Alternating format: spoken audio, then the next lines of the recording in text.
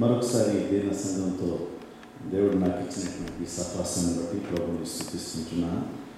మరి గత సంవత్సరానికి ఇప్పటికీ ఈ సంఘం దినదినాభివృద్ధిలో ఎదుగుతున్నట్లు నేను చూస్తున్నాను. నిజంగా దేవుడు ప్రార్థించే సంఘంలో అగ్ని, ప్రార్థించే సంఘంలో జీవం, ప్రార్థించే సంఘంలో ఆత్మల పంట ఫలాన్ని మనం చూస్తాం. ఏ వ్యవసాయదారుడు తన భూమి మీద శ్రద్ధ నిలుపుతూ ఉంటాడు, ఆ భూమి విస్తారంగా పండుతుంది. అదేవిధంగా ఏ సంఘం కొరకు భారం కలిగి ప్రార్థన చేస్తారో ఆ సంఘంలో ఆత్మల పంట ఉజ్జీవాన్ని మనం చూస్తాం. ఇది దేవుడు చేసిన కార్యమని నేను నమ్ముతూ ఉంటున్నాను. నేను మీ అందరికీ సుపరిచితమైనటువంటి ఆ వ్యక్తిని పాటలు పాడుతూ ఉంటాను నేను ప్రతి ప్రసంగానికి ముందు. ఈ సంవత్సరం యాద్ అన్నటువంటి ఒక కొత్త సీడీని మేము ముందుకు తీసుకుని వచ్చాను. ఈ పాట జూలై నెలలో నేను పాటలు రాయటానికి అవకాశం అయింది.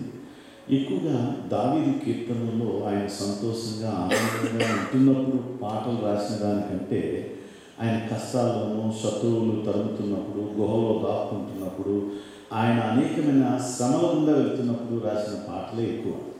అవే కీర్తనలుగా ఈరోజు మనల్ని మన జీవితాలతో మాట్లాడుతూ ఉంటున్నాయి. అందులో ఒక పాట ఇందులో రాస్తున్నప్పుడు నా పర్సనల్ పెయిన్లో నుంచి ఒక పాట రాశాను. నేను ఆర్ఫనేజ్లో రన్ చేస్తూ ఉంటున్నాను. ఫెయిత్ మీద 28 కిడ్స్ ఉన్నారు. వారు ట్రైబల్ పిల్లలు, సౌరాజ తరపున ఇలాంటి పిల్లలు. వారికి జూలైలో వారికి ఒక భయంకరమైనటువంటి డయేరియా వచ్చింది. మిడ్ డే మీల్ స్కూల్లో తిన్న తర్వాత వాళ్ళకి వచ్చేసింది. వాళ్ళందరూ హాస్పిటలైజ్ అయ్యారు. బెడ్ మీదే మోషన్స్, యూరినరీ అవుతుంది.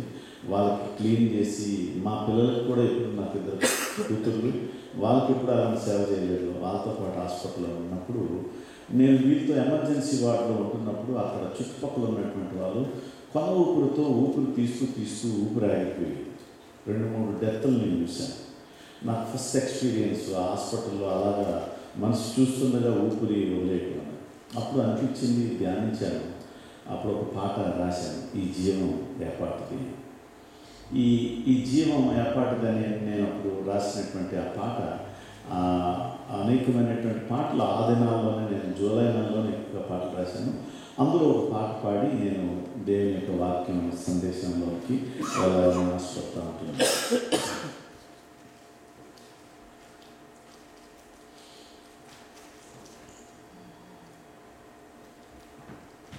మనిషి యొక్క బొందులో ప్రాణం ఉన్నంత వరకు విలువ ఉంటుంది. మనిషికి ప్రాణం పోయినా, మనిషి ఆరోగ్యం పోయినా, మనసులో మన దగ్గరికి రారు, మనతో మాట్లాడరు. ఏదైనా నలుగుతున్నప్పుడు, తిరుగుతున్నప్పుడే దానికి, కారు బాగా నడుస్తున్నప్పుడే దానికి గౌరవం ఇస్తారు ఎవరైనా. అది ఎంత పెద్ద కాస్ట్లీ కార్ అయినా అది నడవకుండా మూలం పడితే కనుక దానికి వాల్యూ ఉంటుంది. అట్లా మనిషి జీవితం దానికన్నా హీనమైనటువంటి. అందుకే ఈ ప్రాణం, ఈ దేహం, ఈ జీవం, ఈ తలాంతు, ఈ ప్రేమ, లోకంలో ఉన్నదంతా కూడా అస్థిరం అని చెప్పే సందేశం ఈ పాట పాడడం. అర్థాన్ని గ్రహించండి. పాడగలిగితే రెండోసారి నాతో కలిసి పాడండి.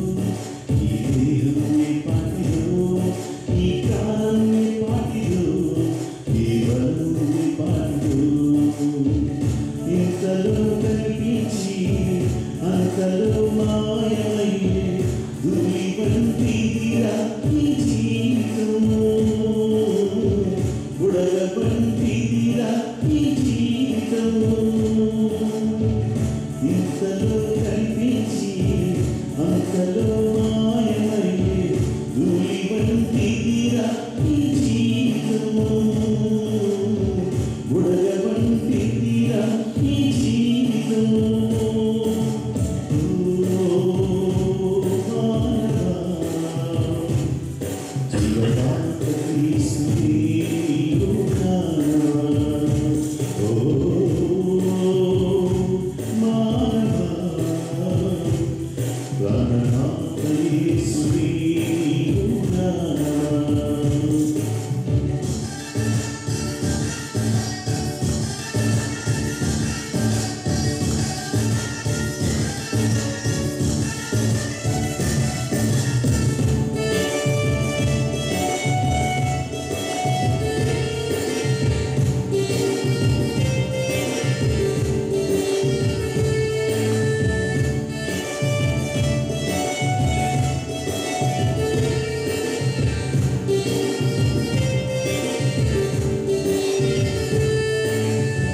తల్లిదండ్రుల ప్రేమ నీడలాగా తీర్చు, భార్యాభర్తల ప్రేమ పువ్వుల పాడును.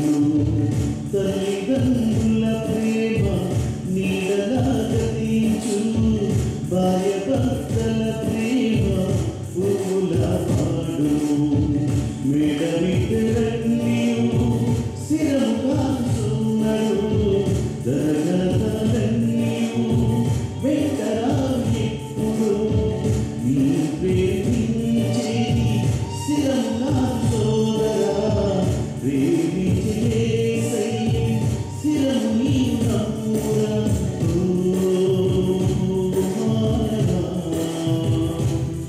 జీవనాథ క్రీస్తువే నీకు గానమా, మానవా.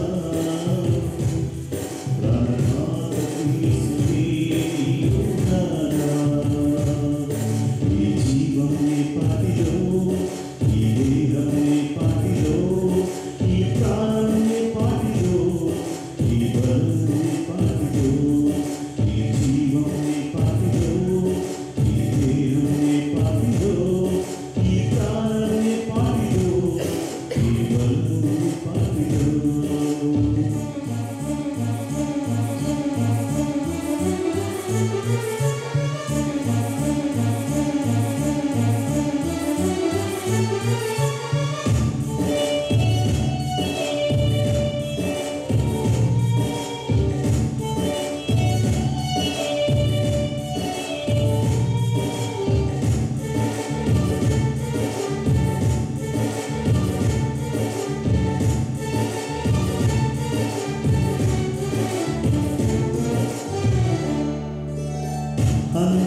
అందచందమున్నదని మురిసిపోకు ఎన్నడు, ఆరోగ్యమున్నదని విడిసిపడకు ఎప్పుడు. అందచందమున్నదని మురిసిపోకు ఎన్నడు, ఆరోగ్యమున్నదని విడిసిపడకు ఎప్పుడు. చదువు సంధ్యలున్నవని విర్రవీగిపోతుమా, పలుకుబడి ఉన్నదని అతిశయించబోతుమా.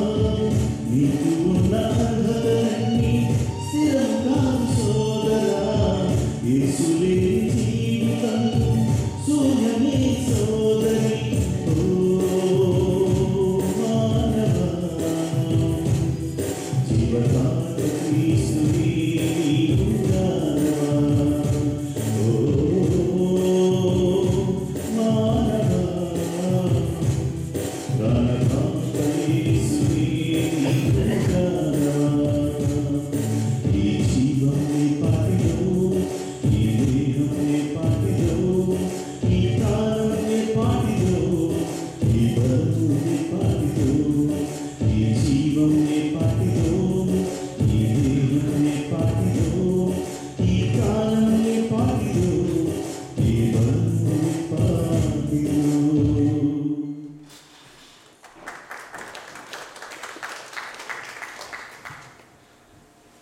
దేవాది దేవుడు మరి నాకు ఇచ్చినటువంటి అవకాశం బట్టి ప్రభువుని స్తుతిస్తూ ఉంటున్నాను. నేను గత సంవత్సరం నేను మీ దగ్గరికి రాలేకపోయాను. అయితే జరుగుతున్న అప్డేట్స్ని నేను మినిస్ట్రీ కోసం చెప్పాలని ఆశపడతాను. నేను ఈ పాటలు రాయటం అన్నటువంటిది పూర్వం నేను గద్దలతో పాటలు పాడేవాడిని. ఆయన సందర్భానుసారంగా సమస్యని దృష్టిలో పెట్టుకుని పాటలు రాసేవాడు. నేను కూడా చాలా ఇన్స్టిట్యూట్స్లో గత కత్తి పద్మారావు గద్దలతో కలిసి నేను పాటలు పాడటం, తర్వాత నేను పాటలు రాయడం, ఎప్పుడో పాటలు రాసేవాడిని పూర్వం. తర్వాత దేవుడు నన్ను ఎన్నుకొని ఏర్పాటు చేసుకున్న తర్వాత ఈ బలము, ఈ స్వరము, నాకున్న తలంతు సమస్తము ప్రభు కోసం అర్పించుకున్నాను. మరి దేవాది దేవుడు ఈ విధమైనటువంటి పరిచర్య అన్నటువంటిది నేను నెగ్లెక్టెడ్ పీపుల్ మధ్య పరిచర్య చేస్తున్నాను.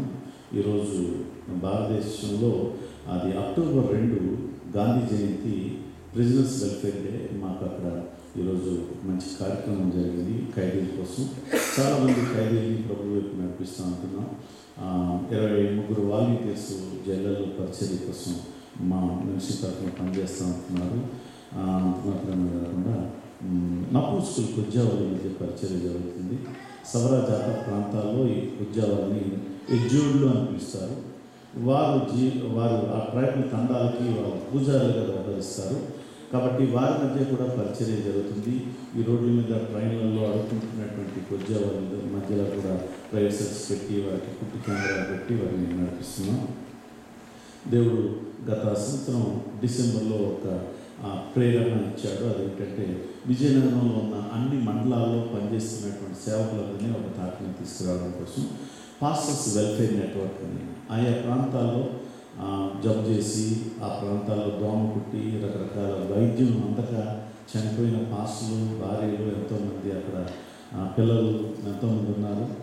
మరి ఇలాంటి వారి కోసం సరైనటువంటి సంఘాలు ఇచ్చే స్థామత లేదు, ఎందుకంటే వారు పోషణకే ఇవ్వలేదు.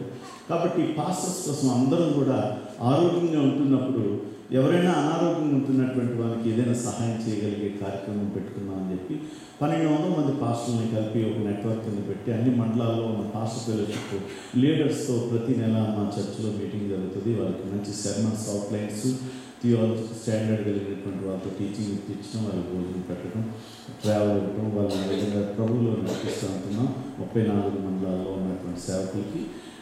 తర్వాత దేవుని చిత్తమో అయితే రేపు జనవరి 1 నుంచి విజయనగరం, విశాఖపట్నం, శ్రీకాకుళం జిల్లాల్లో ఒక టీవీ ఛానల్ లైఫ్ టీవీ అన్నటువంటిది ఒకటి ప్రారంభించి, కేబుల్ ద్వారా, శాటిలైట్ కాదు, తద్వారా సాక్ష్యాలు, సేవకులతో ఇంటర్వ్యూలు, వాళ్ళ కష్టాలు, వాళ్ళ సమస్యలు చెప్పడం, తలాంతుండి టీవీ పరిచర్యకి వాకింగ్ చెప్పడానికి స్థోమత లేక ఉన్నటువంటి వాళ్ళకి ఇది ఒక మంచి అవకాశంగా వారి టాలెంట్ని బయటకు తీసుకుని వచ్చి, వారి దర్శనాన్ని బయటకు తీసుకుని వచ్చి ఆ ప్రాంతాల్లో ఉన్నటువంటి వాళ్ళకి అనేక మందికి సంఘ అభివృద్ధి కోసం అది ఉపయోగపడుతుందని వాళ్ళందరికీ ఉచితంగానే వారికి టీవీలో మాట్లాడే అవకాశాన్ని ఇస్తూ అది ప్రారంభించబోతున్నాం. లైఫ్ ఛానల్ కాపులతో కబుర్లు, ఆయన ఎలా చర్చ స్థాపించాడు, ఆయనకున్న కష్టాలు ఏంటి, ఇట్లాంటి ఎవరైనా ఎమర్జెన్సీలో ఉంటే స్క్రోలింగ్ ఇచ్చి వారికి ఎవరైనా సపోర్ట్ చేయగలిగితే చేయండి అని చెప్పడం.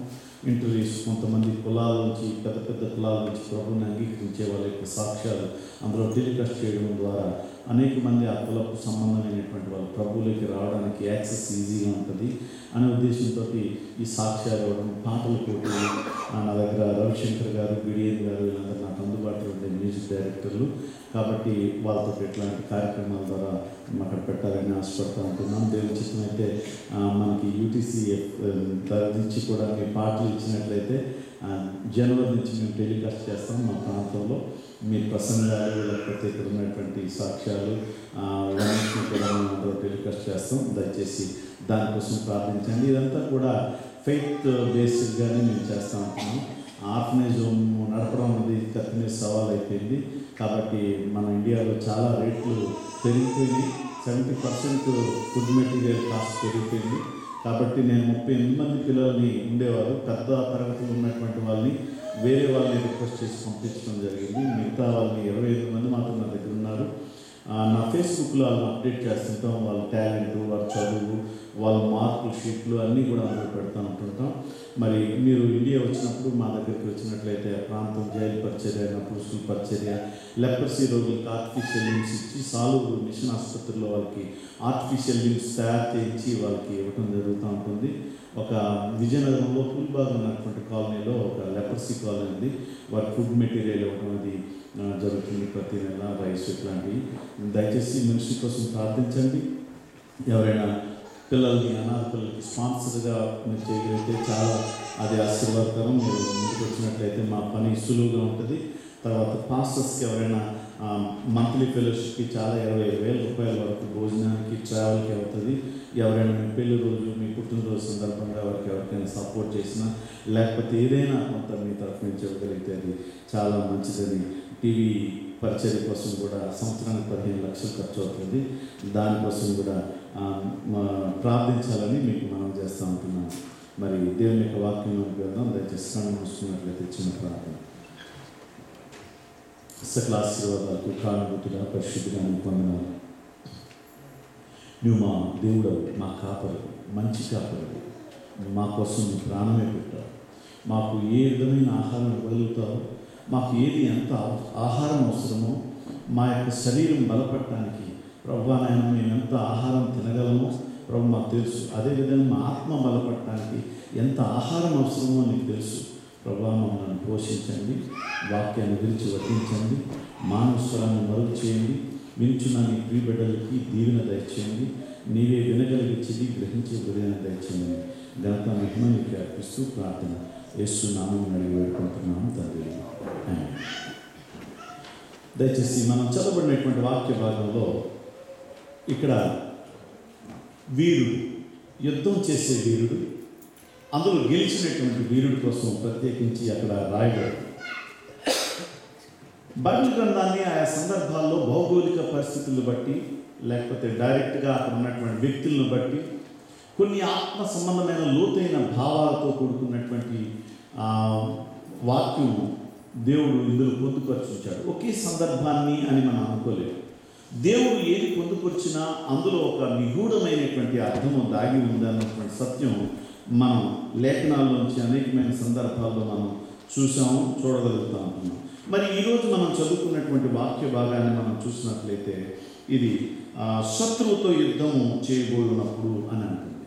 శత్రువు అంటే మనకి ఇంట్లో శత్రువు ఉన్నాడు, వీధిలో శత్రువు ఉన్నాడు, దేశానికి శత్రువు ఉన్నాడు, పరాయి దేశంలో శత్రువు ఉన్నాడు, ప్రపంచానికి అంతటికి ఒక శత్రువు ఉన్నాడు, ఈ లోకం అంతటికీ కూడా ఒక శత్రువు ఉన్నాడు.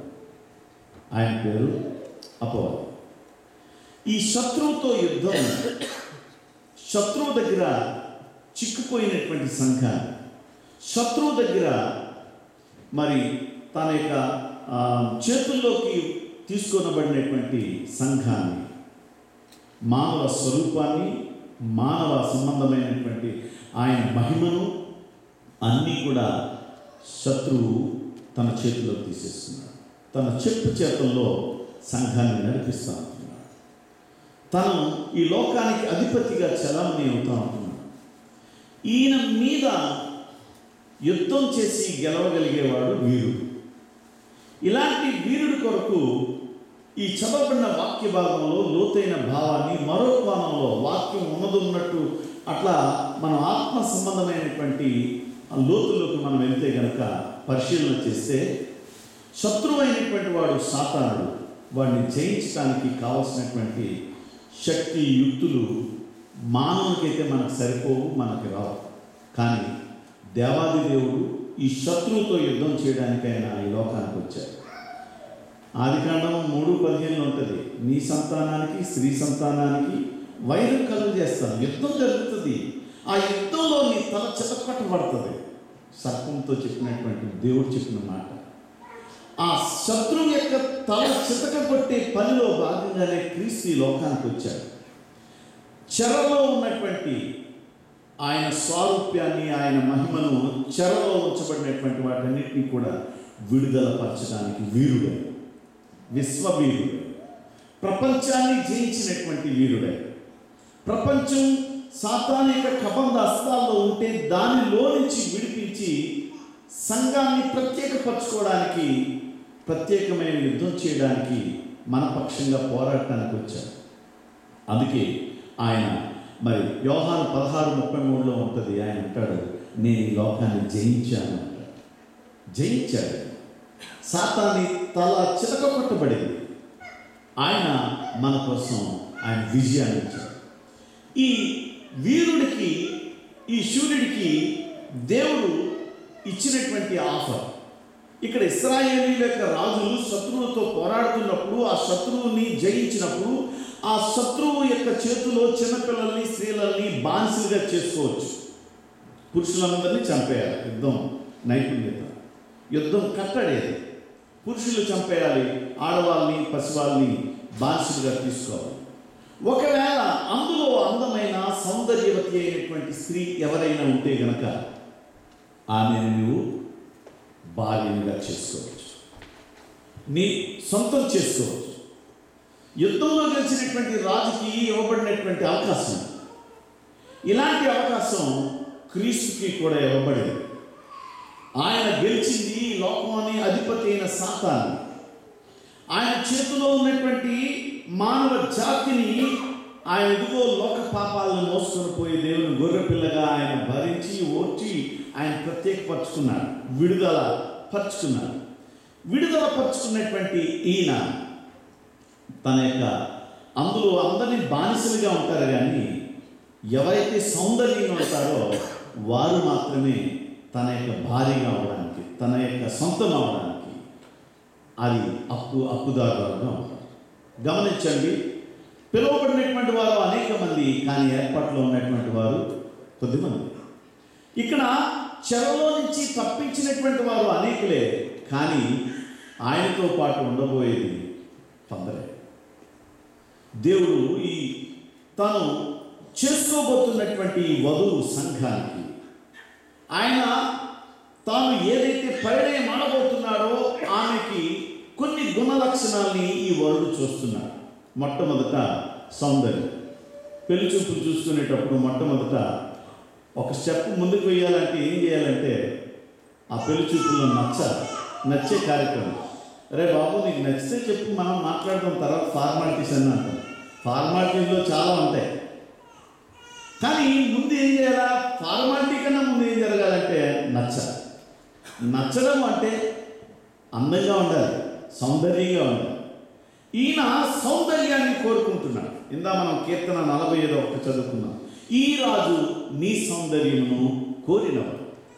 ఏ సౌందర్యము అంటే ఆయన కోరుతున్నటువంటి సౌందర్యము భౌతికమైనటువంటి సౌందర్యం కాదు, ఆత్మ సంబంధమైన సౌందర్యం, పరిశుద్ధ అలంకారాలు ధరించుకున్నటువంటి సౌందర్యం, పరిశుద్ధత కలిగినటువంటి సౌందర్యం.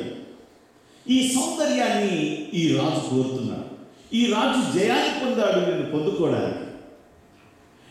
మనందరినీ కూడా నీవు నేను ఆయనకి ఇష్టమైనటువంటి రాణిగా ఉంటున్నాం, పెండ్లి కుమార్తెగా ఉండబోతున్నాం, పెండ్లి కుమార్తెగా సిద్ధపడబోతున్నాం. కనుక నేను మొట్టమొదట ఈ రాజు మనలను పొందుకోవడానికి మనలో ఆయన చూస్తున్నది ఏంటంటే సౌందర్యం. మనం సౌందర్యంగా ఉండాలి, సౌందర్యంగా అలంకరించబడాలి. మన సంఘము లేకపోతే మన వ్యక్తిగత జీవితము సౌందర్యంగా మార్చబడాలి. అందుకే మనం పరమగీతాల్లో షూలమతి గురించి అంటాడు. షూలమతి ఆమె సౌందర్యాన్ని వర్ణిస్తూ ఉంటాడు. ఎందుకు ఈయన సౌందర్యాన్ని వర్ణిస్తున్నాడు, సౌందర్యాన్ని కోరుకుంటున్నాడంటే ఆయన సౌందర్యం ఎంతో సుందరుడు, 10,000 మందిలో పోల్చదగినటువంటి వాడు. ఆయన మహిమ ఆయన చూడలేనంత మహిమ, 1000 సూర్యులకు ఉన్నటువంటి తేజస్సు కలిగినటువంటి వాడు. ఆయన తల వెంట్రుకల దగ్గర నుంచి పాదాల వరకు వర్ణించబడింది ఆయన సౌందర్యం. ఆ సౌందర్యవంతుడైనటువంటి ఆయనకు సౌందర్యవంతమైనటువంటి భార్య కావాలి. ఆ భార్య పరిశుద్ధమైనటువంటి భార్య. ఆమె చెరలో నుంచి విజయం గెలుచుకున్నాడు. కనుకనే ఈ విధమైనటువంటి సౌందర్యాన్ని దేవుడు తన భార్యగా వధువు సంఘంగా మొట్టమొదట మనల్ని చూస్తూ ఉంటున్నాడు. గమనించినట్లయితే రెండవది ఈ యొక్క సౌందర్యాన్ని చూస్తున్నాడు. తర్వాత రెండవది తలక్షౌరము చేయించాలి. ఎవరు? ఈ సౌందర్యవతి బానిసత్వంలోంచి బయటకు తీయబడినటువంటి ఆమెకి మొట్టమొదట సౌందర్యతో తన ఇంటి భార్యగా చేసుకోవడానికి అవసరాలుగా ఉంది. రెండవది ఏంటంటే ఆమెని తన భార్యగా చేసుకోవాలంటే ఆమెకి తలక్షౌరం చేయాలి. ఏంటి తలక్షౌరం? తలలో ఏముంది? తలలో చాలా ఉంది. తలలో సంసోనికి బలం ఉంది. నీ సీక్రెట్ ఎక్కడా? నా సీక్రెట్ చెప్పలేదు, ఆటాడుకున్నాడు. కానీ చివరికి చెప్పేశాడు, నా బలం అంతా ఎక్కడుందో తెలుసా? తల వెంట్రుకలో. తలక్షౌరం చేయించబడింది. బలహీనుడైపోయాడు, చిక్కపడిపోయాడు. గమనించండి, మనకి సంఘానికి తల వెంట్రుకలు ఎందుకు అక్కడ తీసివేయాలి అని చెప్తున్నాడంటే, ఇది భౌతికమైనటువంటి బలం. మనం తెల్లారు లేచిన వెంటనే లేకపోతే ఎక్కడికైనా వెళ్ళాలనుకుంటే, మీరు ఇక్కడ ప్రీచింగ్కి రావడానికి ముందు ఒక దగ్గర మన ప్రభాకర్ ఆపాడు, ఫాస్ట్ గారు కొద్దిగా ఫ్రెష్ అయిపోండి అని. చాలా జర్నీ చేసి 2-3 ప్రసంగాలు చేసుకుని వచ్చాను కాబట్టి అక్కడ వెంటనే కొద్దిగా నీళ్ళతో ఎలా అనేసుకొని తలదూకున్నాను. ఎందుకంటే అది ఒక్కొక్కరికి ఒక్కొక్కలాంటి నడిపిస్తున్న బ్రదర్కి చాలా చక్కగా ఉంది తల వెంట్రుకలు. అబ్బా, నాకు అంత ఉంది, అంత ఒత్తుగా ఉంది. తల అన్నటువంటిది మన సౌందర్యానికి, మన భౌతికమైన బలానికి గుర్తుగా కనబడుతుంది. సంఘము వధువు సంఘముగా సిద్ధపడుతున్నటువంటి ఆమెకి మొట్టమొదట లోక సంబంధమైన భౌతికమైన బలం ఏదైనా ఉంటే అది మొట్టమొదట పెరకవేయబడాలి, తీసివేయబడాలి. చాలామందికి కులబలం ఉంటుంది, ధనబలం ఉంటుంది, జ్ఞానబలం ఉంటుంది, బంధుబలం ఉంటుంది. దేవుని యొక్క సంఘానికి, దేవునికి వధువుగా కావాలనుకుంటే కనుక ఈ బలగాలు, బంధుత్వాలు అన్నీ కూడా వదిలిపెట్టుకోవాలి. అబ్రాహాంకి కూడా అలాంటి బలం ఉండేది. ఊరు బలం ఉండేది, ఖండ బలం ఉండేది, బంధువు బలం ఉండేది. దేవుడు అన్నాడు, నేను నిన్ను ఆశీర్వదిస్తాను, నీ ఊరిని, నీ దేశాన్ని అన్నీ వదిలిపెట్టి నిన్ను ఆశీర్వదిస్తాను అన్నాడు. అవును కదా? అంటే దేవుడి దగ్గర, దేవుడికి సొంతం కావాలంటే, దేవుడికి మనం దగ్గర అవ్వాలంటే, దేవుడు మనల్ని ప్రేమించాలంటే మొట్టమొదట మనకున్నటువంటి ఏదైతే బలం ఉందో దాన్ని మొట్టమొదట విస్మరించాలి, వదిలిపెట్టాలి. చాలా ఏరియా వైజ్గా, కులాల వైజ్గా సంఘాలైనా వచ్చినాయి. ఇది దేవుడు కోరుకుంటున్న సంఘాలైనా? కుల సంఘాలు వచ్చేసింది, ప్రాంతాల సంఘంగా వచ్చేసింది. దేవుడు కోరుకుంటున్నది ఆ బలం కలిగినటువంటి సంఘంగా దేవుడు కోరుకుంటున్నటువంటిది. మన భారతదేశంలో ఎన్నో కొన్ని సొసైటీలు ఏర్పడ్డాయి. ఆ సొసైటీల్లో అన్నీ కూడా కుల సంఘాలు ఎక్కువ ఉన్నాయి. పిక్నిక్లు జరుగుతాయి, అన్ని కుల సంబంధమైన పిక్నిక్లే జరుగుతాయి. గమనించండి, భౌతికమైనటువంటి బలము దేవుడికి అక్కర్లేదు. సంఘం యొక్క ఎంత డబ్బు దాచించారు, ఎంత పెద్ద సంఘం కట్టారు, ఎన్ని కానుకలు వస్తున్నాయి, ఎంతమంది జనాభా వస్తున్నారు, ఇవి కాదు లెక్క దేవుడికి. అది కాదు ఆయన క్రైటీరియా. ఆయన కోరుకుంటున్నది పరిశుద్ధత కలిగి, సౌందర్యము కలిగి, దేవుని కొరకు అలంకరించబడి, భౌతిక సంబంధమైన బలాన్ని ప్రదర్శించకుండా దీనము కలిగినటువంటి సంఘాన్ని ఆయన చూస్తాం. పెళ్లి చూపులకు వెళ్తున్నప్పుడు ఆ పెళ్ళికొడుకు అటు ఇటు చూస్తారు, బాగానే చూస్తారు, కానీ పెళ్లి కూతురు మాత్రం ఎలా ఉంటుంది మనకు తెలుసు కదా, తల ఉంచుకున్నాడు. ఆమె కానీ ఎలా చూసి ఎలా అన్నది అనుకోండి, అంతే, బాబు ఇవి నా డ్యామేజ్ చేసినట్టుంది, బాబు ఈ కోడలు పనికిరాదు అనుకొని జంప్ అయిపోతాను పోయింది. ఆమె దీనురాలుగా ఉండాలి, తగ్గించుకొని ఉండాలి. దేవుడు సంఘాన్ని అటు రీతిగా కోరుకుంటా ఉంటాం. మనం ఎంత దేవునికి దగ్గరగా అవుతామో అంతగా దేవుడు మనల్ని ఆశీర్వదించాలని చూస్తారు. దేవుడు ఎప్పుడూ కూడా మనల్ని తన సొంతం చేసుకోవాలని, తనకు ఆశీర్వాదంగా ఉండాలని, తన దగ్గరే ఉండాలని దేవుడు కోరు. నేనుండు స్థలములో మీరుండులాగా నేను మీకు స్థలము సిద్ధపరచి వెళ్తున్నాను అంటాడు. ఆయన మన మీద ఎన్నో ప్లాన్స్ ఉన్నాయి. ఒక దేశంలో ఒక రాజుగారు ఉన్నారు. ఆ రాజుగారి దగ్గర ఒక జాలరి అత్యద్భుతమైనటువంటి ఒక చేపను పట్టుకొని వచ్చాడు. రాత్రంతా కష్టపడ్డాడు, 3 గంటలకు వెళ్ళిపోయి తెల్లవారు ఒక విచిత్రమైన చేప దొరికింది. ఈ చేప మా రాజుగారికి ఇవ్వాలని పట్టుకొని వచ్చాడు. వచ్చి, రాజా, రాత్రంతా వెళ్ళాను, వేటకెళ్తే విచిత్రమైన చేప దొరికింది, ఇది మీకు ఇవ్వాలని వచ్చాను రాజా, డైరెక్ట్గా ఇక్కడికే వచ్చేసాను అని అంటే రాజుగారు సంబరపడిపోయి ఆయనకి, సరే నీకు 5,000 వరహాలు ఇస్తున్నాను, రాత్రంతా కష్టపడ్డా కదా, ఉంచుకో, దాచుకో, వీటితో సుఖపడు అని ఇచ్చాడు. ఇచ్చినప్పుడు ఆయన తీసుకొని వెళ్ళిపోయాడు. తన భార్య చూసింది 5,000 వరాలు, నీకు పిచ్చి పట్టిందా, మన డబ్బంతా వేస్ట్ చేసేస్తున్నాం, 5,000 వరాలు ఇచ్చేస్తారా ఎవరైనా ఈ పులి చేపకి అని ఆవిడ మాట్లాడడం ప్రారంభించింది. ఏం చేయాలి? తీసేసుకో. ఎలా తీసుకోగలను? ఇచ్చేసిన తర్వాత నేను తీసుకుంటున్నాను, నేను రాజుని, నో, ఎలాగైనా తీసుకోవాలి. ఎలా తీసుకుంటాను? నేను సలహా చెప్తాను. ఏంటి చెప్పు. ఆయన మళ్ళా పిలిపించు. ఇది ఆడచేప మగచేప అని అడుగు. ఆడచేప అన్నారు అనుకో, అయ్యో నేను మగచేప అనుకొని తీసుకున్నానని చెప్పేసి చేప ఇచ్చేసి డబ్బులు తీసేసుకో. ఒకవేళ ఆడు మగచేప అన్నాడు అనుకో, అయ్యో ఇది ఆడచేప అనుకున్నానే అనుకొని ఇచ్చేసి తీసేసుకో. బాగుంది. సరే, ఆయన పిలిపించారు. బాబు ఇది ఆడచేప మగచేప అని. ఈయన జాలర్ అంటున్నాడు, అయ్యా ఇది ఆడచేప కాదు, మగచేప కాదు, ఒక ప్రత్యేకమైన చేప, అందుకే అది మీకోసం తెచ్చాను అన్న. రాణిగారు అవాక్కయ్యారు, రాజుగారు సంతోషపడ్డారు. మరొక 5,000 వరహాలు ఇచ్చేశారు. 5,000 వరహాలకి కంగారు పడినటువంటి రాణమ్మ గారికి ఇప్పుడు 1000 వరహాలు వెళ్ళేటప్పటికి ఆవిడకి చాలా లోపలంతా చాలా టెన్షన్ ప్రారంభమైంది. మొక్కంతా సేకరించుకుంటుంది. ఎలా ఈ చేపల జాలర్ని నేను మళ్ళీ 1000 వరహాలు ఎలా, ఏ మాట చెప్తే రాజు తీసుకుంటాడు అని చెప్పి అనుకొని ఆయన 2వ వరహాలు ఇస్తున్నప్పుడు, 5,000 ఇస్తున్నప్పుడు ఒక వరహ పడిపోతే దాన్ని ఎతికేస్తున్నాడు స్పీడ్గా. పడిపోతుంటే ఇప్పుడు మంచి ఛాన్స్ దొరికింది ఆ రాణి గారు. చూసారు ఎంత డబ్బు పిసినారో. డబ్బు అంటే ఎంత ఆశపోతాడో తెలుసా? ఆయన దగ్గర 9,999 వరహాలు ఉన్నాయి, సరిపోలేదై ఆ ఒకటి పడిపోయిందని వెతికేస్తున్నాడు చూడు అని చెప్పి చాలా చాడీ కబుర్లు చెప్పింది. రాజుగారికి కూడా కోపం వచ్చింది. ఏంటి నీ దగ్గర అన్నీ ఉన్నాయి కదా, ఆ ఒక్కటి పడిపోతే ఏమైంది అలా వెతుకుతున్నా అని చెప్పి అడుగుతున్నప్పుడు చేపల జాలరి అంటున్నాడు, అయ్యా మీరు దైవాంశ సంబంధులు, మా పోషకులు, మా దేవుడు లాంటి వాళ్ళు, నాకు ఇచ్చినటువంటి ఈ వరహాల మీద మీ చిత్రం ఉంది, మీ ఫోటో ఉంది. ఈ ఫోటో ఉన్నటువంటి కాయిన్ని కింద పడిపోయింది, ఎవరైనా వచ్చి తొక్కేస్తే, మా ప్రభువులు ఎవరైనా తొక్కితే మేము తట్టుకోగలమా?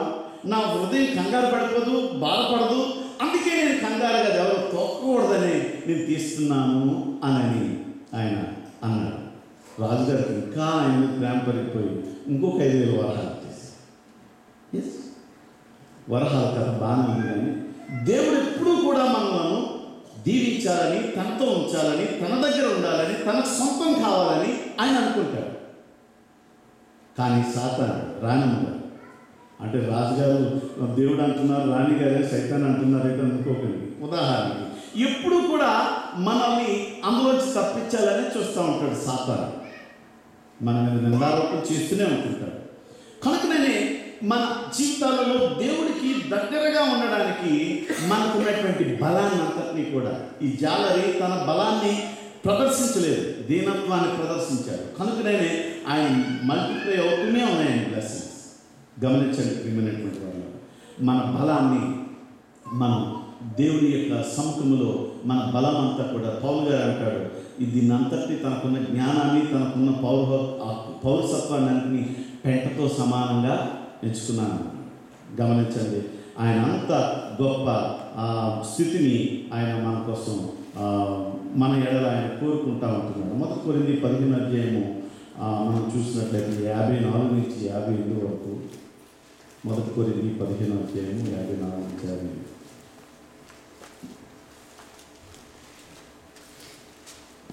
ఈ క్షయమైనది అక్షయతను ధరించుకున్నప్పుడు, ఈ మత్తమైనది అమర్తను ధరించుకున్నప్పుడు విజయం కలుగునట్లుగా మరణము మృంగబడిన రాయబడిన వాక్యము నెరవేరును. క్షయమైనటువంటి బలం, ఈ లోకం ఉన్నటువంటి కులం, ఈ లోక సంబంధమైనటువంటి ఏదైనా క్షయమైపోయేది. అక్షయమైనటువంటిది దాన్ని అపేక్షించాలి. క్షయమైనటువంటి వెంట్రుకలు పోయాయి, అక్షయమైనటువంటి సౌందర్యం కలిగినటువంటి స్త్రీగా, వధువు సంఘంగా సిద్ధపరచుకుంటా ఉంటున్నాడు. అదే తన రాణిగా, తన సొంతంగా, తన యొక్క జీవిత భాగస్వామిగా మారటానికి ఆ వధువుకి 2వ పని ఏంటంటే తలక్షౌరం చేయించాలి. 3వ పని ఏం చేయమన్నాడంటే గోళ్ళు కత్తిరించాలి. ఇందాక మొదటగా మనం చదువుకున్న వాక్య భాగంలోనే ఉన్నాయి, గోళ్ళు కత్తిరించాలి.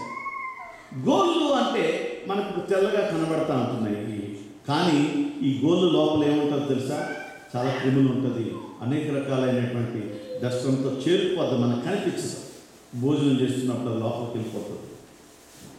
ఇది దేనికి గుర్తు అంటే రహస్య పాపం.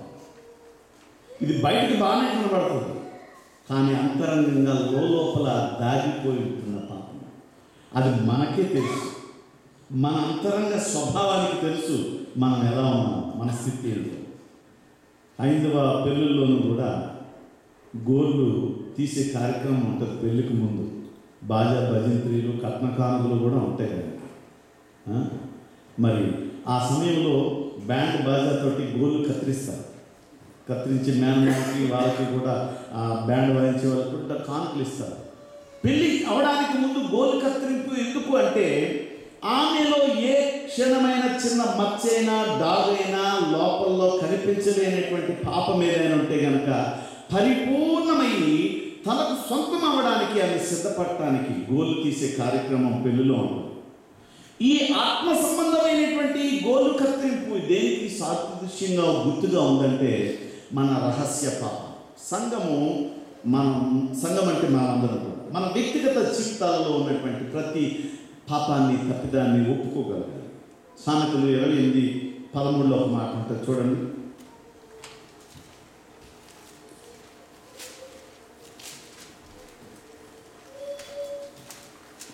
అతిక్రమములు దాచిపెట్టువాడు వర్ధిల్లుడు, వాటిని ఒప్పుకుని విడిచిపెట్టువాడు.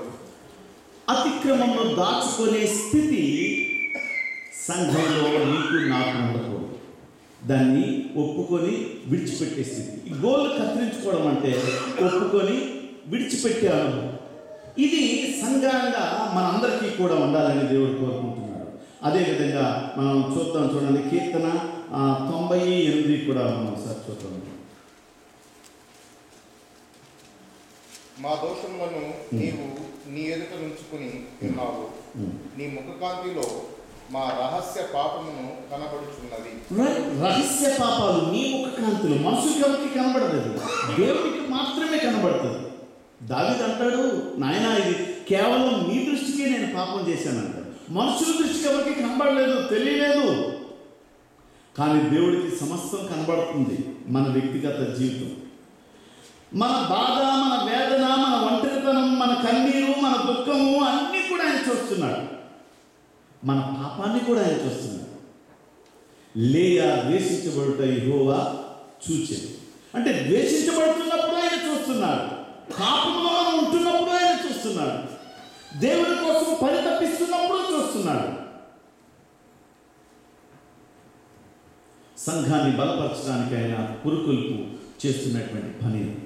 అందుకే రహస్యముగా ఉన్నటువంటి ప్రతి పాపాన్ని మన వ్యక్తిగతంగా మనకి మన ప్రార్థనకి సమాధానం రాకపోవడానికి గల కారణము రహస్యముగా దాగి ఉన్నటువంటి, అంతరంగికంగా దాగి ఉన్నటువంటి, మన ఆలోచనలో దాగి ఉన్నటువంటి పాపమే కాదు. కనుకనే దాన్ని కడుక్కుంటే మనం ఆయన సొంతమైపోతాం. అది సంఘముగా మనం సిద్ధపరచబడాలి, అలంకరించబడాలి. వరుడైన క్రీస్తు కొరకు మనం సిద్ధపడాలి. తర్వాత చేయాల్సిన పని ఏంటంటే చెరబట్ట తీసివేయాలి. గోలు కత్తిరించాలి, చెరబట్ట తీసివేయాలి. చెరబట్ట అన్నటువంటి దాన్ని మనం గమనించినట్లయితే కొలస్సీయులకు రాసిన పత్రిక 3:5-10 వరకు చూద్దాం. చూడండి,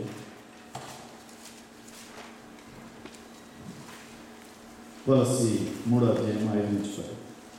కావున భూమి మీద ఉన్న మీ అవయవములను అనగా జారత్వమును, అపవిత్రతను, కామాతురతను, దురాశను, విగ్రహారాధన అయిన ధనాపేక్షను చంపివేయుడి. వాటి వలన దేవుడి ఉగ్రత అవిధేయుల మీదకి వచ్చిన. పూర్వము వారి మధ్య జీవించినప్పుడు మీరును వీటిని అనుసరించి నడుచుకుంటుంది. ఇప్పుడైతే మీరు కోపము, ఆగ్రహము, దుష్టత్వము, దూషణ, మీ నోట బూతులు అను వీటన్నిటిని విసర్జించుడి.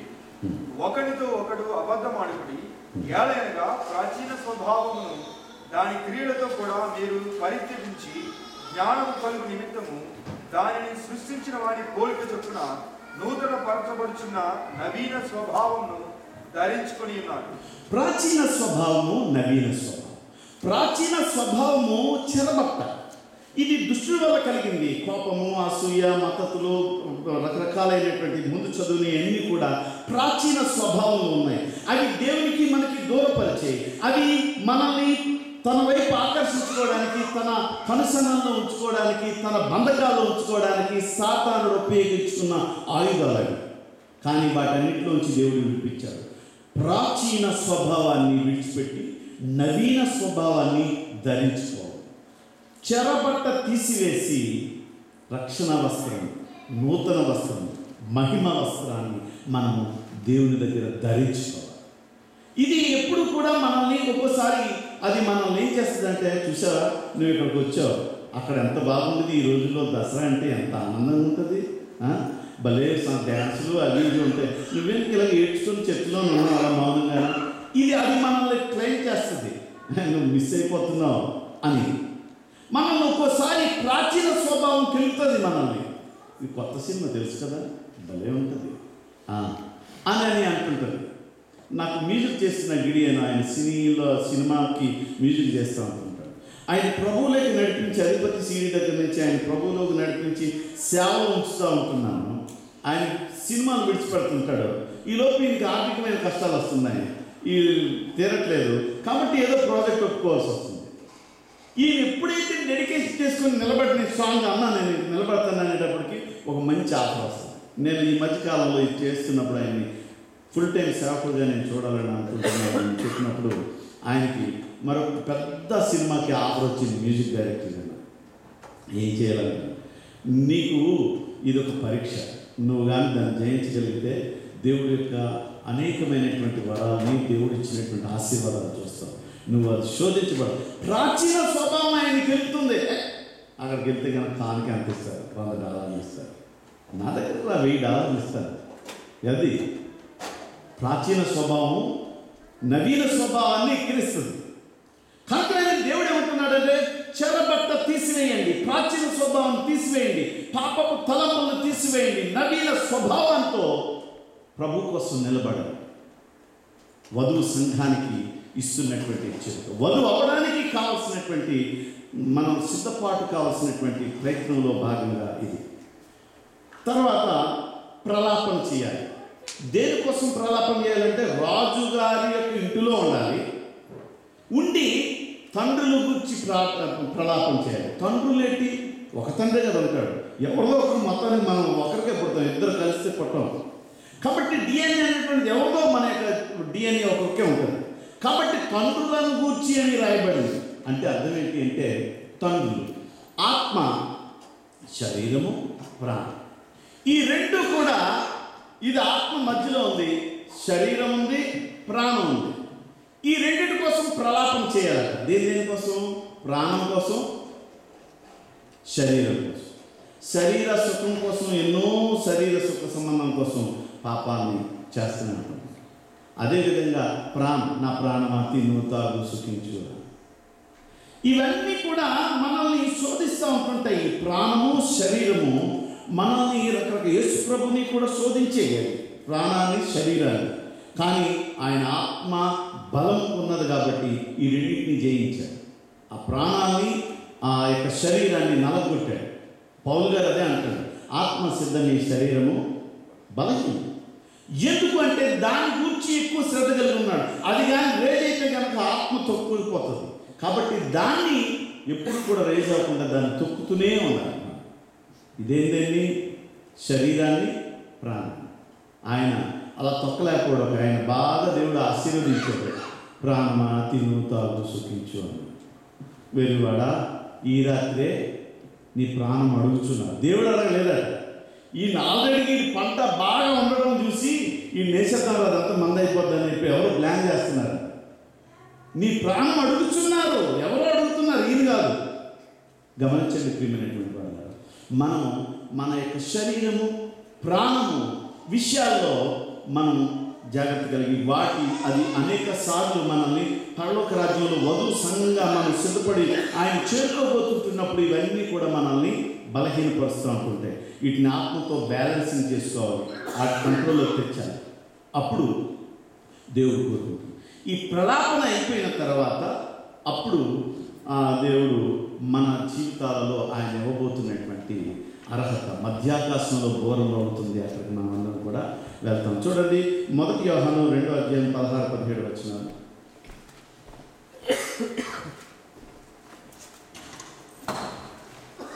మొదటి యోహాను 2:16. లోకములో ఉన్నదంతయు అనగా శరీరాశయు నేత్రాశయు జీవగుణములు తండ్రి వలన పుట్టినవి కావు, అవి లోక సంబంధమైనవి. లోకమును దాని ఆశయు గతించిపోవచ్చున్నవి గాని దేవుని చిత్తమును జరిగించువాడు నిరంతరము నిలుచు. హెబ్రీ 10:22-27.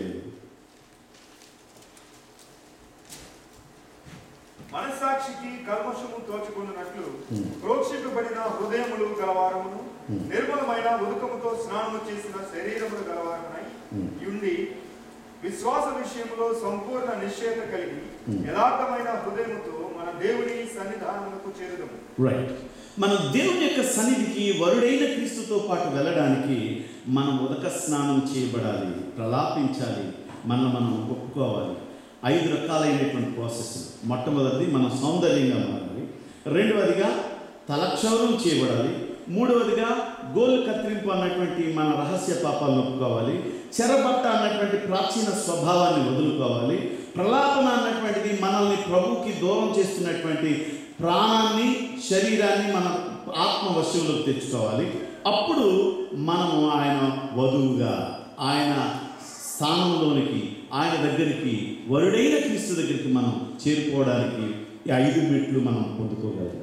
గమనించండి, ఈ యొక్క సౌందర్యం కోసం వాడుతున్నటువంటి బట్టలు, క్రీములు, బ్యూటీ పార్లర్కి వెళ్ళి కత్తిరించుకుంటున్నటువంటి తలలో గోలు కత్తిరింపుకి అవుతున్నటువంటి ఖర్చును ప్రపంచానికి భోజనానికి అయ్యే ఖర్చు సమానంగా ఉన్నాయి. అంత ట్రాన్సాక్షన్ అవుతుంది అక్కడ అన్ని కోట్లలో. బ్యూటీ పార్లర్కి, బట్టలకి, లేకపోతే గోలు కత్తిరించుకోవడానికి, తలకి కటింగ్ చేయించుకోవడానికి అయ్యే ఖర్చును ప్రపంచానికి సరిపోయి భోజనానికి సరిపోతుంది, అంత ఖర్చు అవుతుంది. గమనించండి. సౌందర్యంగా మారి ప్రభువుని ఆకర్షించడానికి ఈ బాహ్య సంబంధమైన, భౌతిక సంబంధమైన అక్కర్లేదు. అది ఆత్మ సంబంధమైనటువంటి పరిశుద్ధ అలంకారాలు మనం ధరించుకోవాలి. చివరిగా నేను ఒక మాట చదివించి నా మాటలు ముగిస్తాను. ప్రకటన 19:7-8.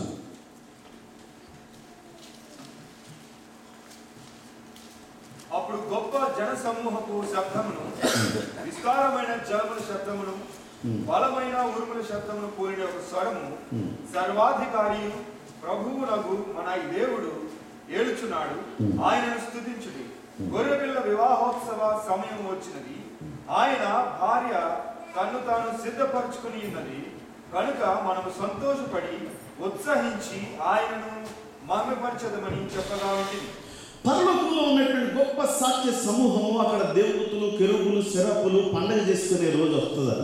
అది ఎప్పుడంటే వధువు సిద్ధపడి వరుడిని చేరుకొని అలంకరించబడి వారిరువురు కలుస్తున్నప్పుడు గొప్ప పండగ, గొప్ప ఉజ్జీవం పరలోకంలో జరుగుతుంది. ఆ గొప్ప విలువైనటువంటి ఆ వివాహంలోనికి మనం వెళ్ళడానికి, వధువుగా వెళ్ళడానికి, ప్రభుతో ఉండడానికి, ప్రభుతో సంబంధం కలిగి ఉండడానికి మనం ఆయుధపరుచుకుందాం. మన ప్రాణాత్మ శరీరంలోనూ ప్రభు కొరకు అర్పించుకుందాం. దేవుడు ఇచ్చిన మాటలు దీవించి ఆశీర్వదించుగాక.